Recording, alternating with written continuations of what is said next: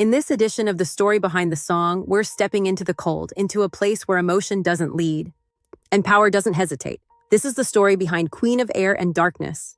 Across different mythologies and stories, she's known by many names: Mab, Medb, Maeve, the Queen of Winter, the ruler of ice, the embodiment of cold logic and absolute balance. But no matter the name, the idea remains the same. She isn't evil, she isn't kind, she simply is. In a world that burns too hot, too fast, too emotional, something has to exist to restore balance. And that's where winter comes in.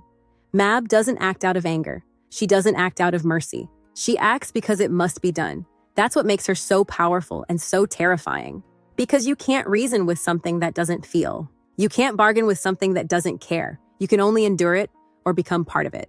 This song came from that idea that maybe the things we fear most aren't cruel, they're necessary. That maybe the cold isn't punishment, it's correction.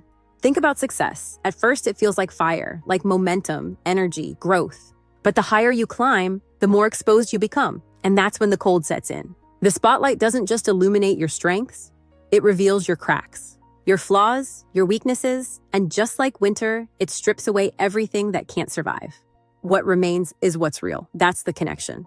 Mab, the Queen of Air and Darkness, represents that force. Not chaos, not destruction, but the removal of everything that isn't strong enough to last. And that's why the song feels the way it does. It's not rage, it's not sorrow, it's certainty. Cold, unyielding, absolute. Because sometimes the most powerful force in the world isn't fire.